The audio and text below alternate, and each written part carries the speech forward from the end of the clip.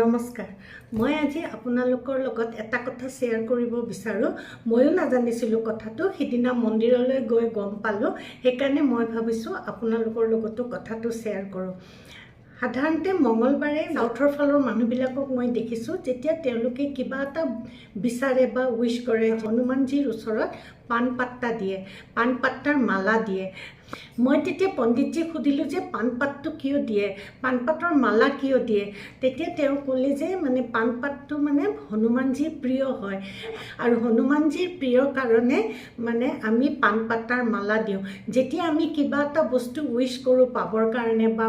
আমাৰ যেতিয়া ফলো পাওঁ তেতিয়াও মনৰ ফুৰ্তিটো মানে হনুমানজীক পানৰ পাত দিয়ে আৰু হনুমানজীয়ে মানুহৰ মনৰ আশা পূৰণ কৰে হনুমানজীয়ে যেতিয়া ৰামৰ বাৰ্তা লৈ লংকা পাইছিল সীতা মাতাক বিচাৰি তেওঁ তেতিয়া সীতা মাতাক ৰামৰ ফালৰ পৰা যে তেওঁ গৈছে সীতা মাতাক বিচাৰি তাৰ বিশ্বাস জন্মাবৰ কাৰণে তেওঁ ৰামৰ আঙুঠি এটা সীতাক দেখুৱাইছিল আৰু সীতাই সেই আঙুঠিটো দেখি ইমান আনন্দিত হৈছিল আৰু তেওঁ হনুমানক কি দিব ভাবি নাপায় ওচৰতে থকা পান পাতৰ পাত ছিঙি পালে তেওঁ হনুমানক মালা বনাই তেওঁ প্ৰশংসা কৰি ৰামৰ ভক্ত মানি তেওঁক শ্ৰদ্ধাৰে সেই মালাডাল দিছিল হনুমানজীয়ে সীতা মাতাক মাতৃৰ দৰ্জা দিছিল আৰু সেই মাতৃয়ে মৰমত দিবলৈ একো নাথাকাৰ স্বত্তেও পান পাতেৰে মালা গাঁঠি তেওঁক অৰ্পণ কৰাৰ বাবে তেওঁ আনন্দিত হৈ পৰিছিল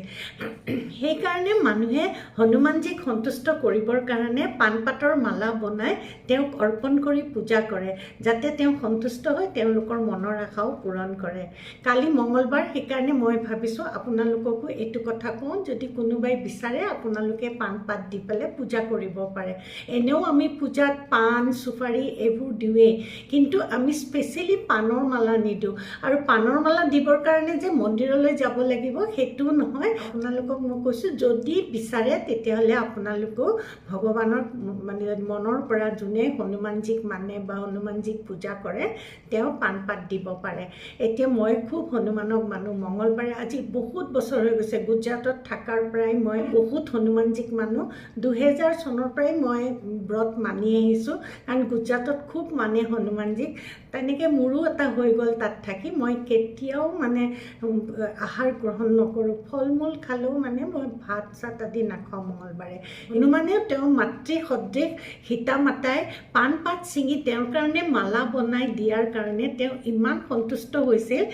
সেইকাৰণে চব মানুহে এতিয়াও পান পাতেৰে মালা বনাই হনুমানক সন্তুষ্ট কৰিবৰ কাৰণে দিয়ে আৰু সাউথৰ ফালে যে খুবেই দিয়ে তেওঁ মনৰ আশা পূৰণ কৰিবৰ কাৰণে বা মনৰ আশা পূৰণ হ'লে হনুমানক সন্তুষ্ট কৰিবৰ কাৰণে পান পাতৰ মালা দিয়ে গতিকে এতিয়া 12 তাৰিখে হনুমান জয়ন্তী আহি আছে আপোনালোকো আপোনালোকৰ মনৰ আশা পূৰণৰ কাৰণে বা যদি কাবাৰ মনৰ আশা পূৰণ হৈছে হনুমানক সন্তুষ্ট কৰিবৰ কাৰণে আপোনালোকে ধন্যবাদ জনাবৰ কাৰণেও হনুমানক পান পাতৰ মালা দিব পাৰে যিমানে নহওক 31টা হওক 51টা হওক 101টা হওক আপোনালোকে মালা দিব পাৰে হনুমানৰ মন্দিৰত বা নিজৰ ঘৰতো মালা অৰ্পণ কৰিব পাৰে পান পাতৰ আজিলৈ বিদায় ললো আপোনালোকৰ যদি মোৰ ভিডিঅ'টো চাই ভাল লাগিছে পেজটো লাইক কৰি কমেন্ট কৰিব আৰু ভিডিঅ'টো বেলেগৰ কাৰণেও শ্বেয়াৰ কৰি দিব ধন্যবাদ